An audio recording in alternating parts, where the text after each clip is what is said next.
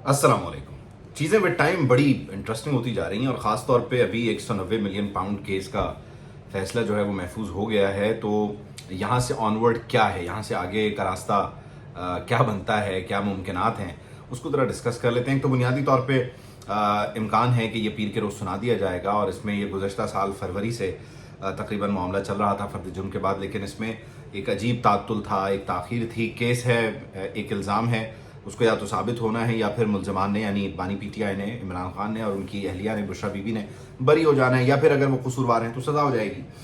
अब जनाब नासिर जावेद राना साहब ने इस केस को कंक्लूड कर दिया है प्रोसिक्यूशन के, और जो दिफा है यानी पीटीआई की जो टीम है, लीगल टीम, उसने अपने केस को कंक्लूड कर दिया है, इजरा वगैरह हो गई है।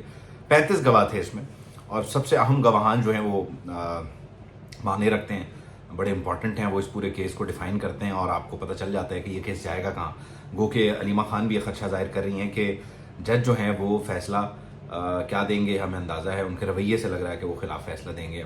जेल के बाहर उन्होंने बात की। खैर, एक गवाह हैं साबिक प्रिंसिपल सेक्रेटरी जनाब आज़म खान, एक गवाह हैं उस वक्त के वजीर दिफा जनाब परवेज़ खटक साहब, जो बाद में मुनहरिफ भी हुए 9 मई के बाद, और एक हैं जुबैदा जलाल साहिबा, जिनका बलूचिस्तान अवामी पार्टी से ताल्लुक़ था और वफाकी वज़ीर थी, काबीना का हिस्सा थी। और आपने ये भी याद रखना है कि इस बीच उसी रोज़ उस काबीना इजलास के आगे पीछे जनाब शेख रशीद का वो टेलीविज़न इंटरव्यू भी आपको याद होगा, और दीगर भी कुछ लोगों ने काबीना से ये बात की थी कि काबीना इजलास में क्या हुआ, हम हैरान रह गए। वो लिफाफा आया और फिर उसकी जो कार्रवाई है, ये आप कहानियाँ बार बार सुन चुके हैं। अब इल्ज़ाम जो है वो साबित हो जाएगा कि ये पैसे आए और फिर उनको एडजस्ट किया गया सुप्रीम कोर्ट ऑफ पाकिस्तान के अकाउंट में उस जुर्माने की मद में, और फिर उसके एवज जो है वो आपने जो अलकादिर वाला मामला है उसको एग्जीक्यूट किया। खैर, एक तो करप्शन है, दूसरा इख्तियारात का नाजायज़ इस्तेमाल यहाँ पर आएगा। तो फैसला क्या आता है, उसकी इंटेंसिटी क्या है, इसका तो सबको इंतज़ार रहेगा।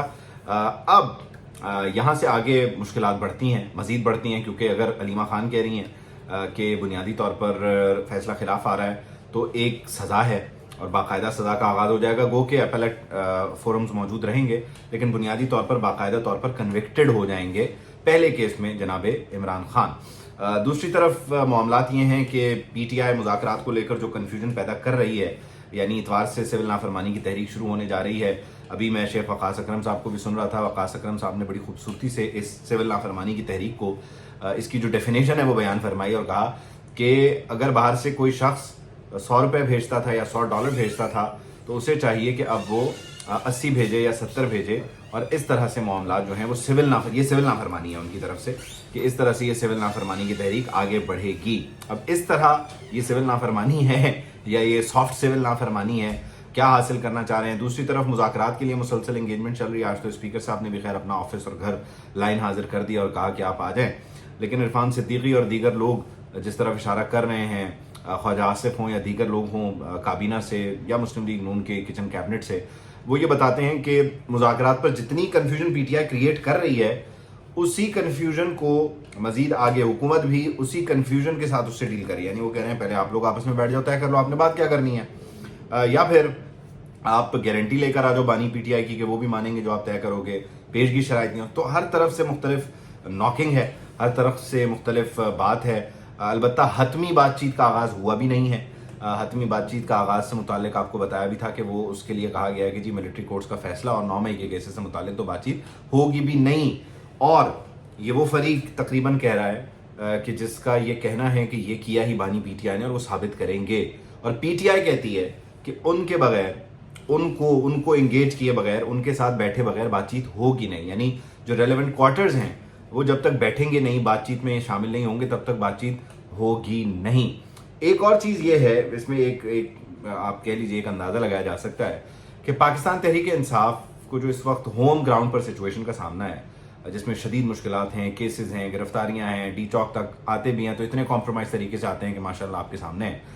तो अब पीटीआई ने जो उसके ओवरसीज सपोर्टर्स हैं उनके ज़रिए एक प्रेशर बनाने की कोशिश की। एक तो वो जगह जगह आपको नज़र आ रहे हैं एहतजाज करते हुए भी, फिर दूसरी तरफ से जो आला ऑफिस हैं उन ममालिक के, वहाँ से भी प्रेशर बिल्डअप करने की कोशिश कर रहे हैं। साथ ही अब वो वहाँ से वो सिविल नाफरमानी जो शेख वक़ास अकरम साहब डिफाइन कर रहे हैं कि सिविल नाफरमानी के ज़रिए 80 भेजेंगे, 100 के बजाय 70 भेजेंगे, 60 भेजेंगे, तो ये सिविल नाफरमानी की हद तक जो भी प्रेशर बनाना चाह रहे हैं इंटरनेशनली, अब पीटीआई का टारगेट जो है वो इंटरनेशनल प्रेशर के जरिए अपने टारगेट्स को अचीव करना है। यानी पाकिस्तान तहरीक इंसाफ ये समझ चुकी है कि होम ग्राउंड पर उनकी दाल नहीं गल रही है, उनसे मुज़ाकरात करने को भी कोई तैयार नहीं है, उनके साथ टेबल पर बैठकर बात करने के लिए कोई तैयार नहीं है। अगर कोई एक दो लोग बात करने में तैयार होते भी हैं तो कुछ सियाने उन्हें मशवरा देते हैं कि भाई इनकी गारंटी क्या है, इनकी ज़मानत कौन देगा, यहाँ मामला गड़बड़ हो जाता है। तो अब पीटीआई चाह रही है कि इंटरनेशनल ग्राउंड पर यानी अवे सीरीज़ खेली जाए और जो अवे सीरीज़ है उसके ज़रिए अपनी दाल गलाई जाए।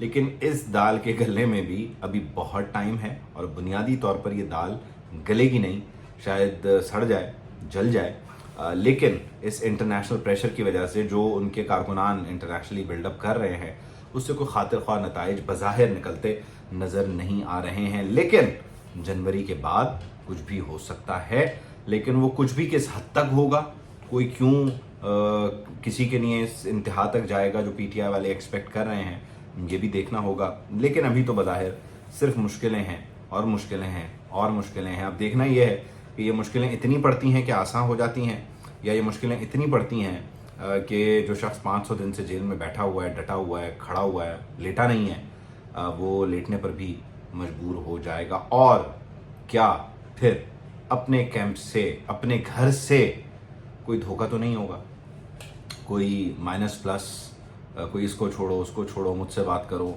वाले मामला तो शुरू नहीं हो जाएंगे? और क्या अगर वो हो जाते हैं तो एक अकेला शख्स जेल में किस हद तक मामलात को संभाल सकेगा, चला सकेगा, बना सकेगा? क्योंकि उस शख्स ने किसी के साथ भी अपनी बातचीत छोड़ी नहीं है। तो वो अकेला शख्स मुश्किल में है, शदीद मुश्किल में है, मज़ीद परेशानियां हैं, माजी उसका ताक़ुब करता है, हाल में वो जी नहीं सकता, मुस्तक़बिल फ़िलहाल नज़र नहीं आ रहा, और इस सारी सूरत हाल में अपने भी गैर से नज़र आते हैं। तो दूर बैठे लोगों को आवाज़ दी जा रही है। देखिए कि इस आवाज़ का क्या नतीजा निकलता है।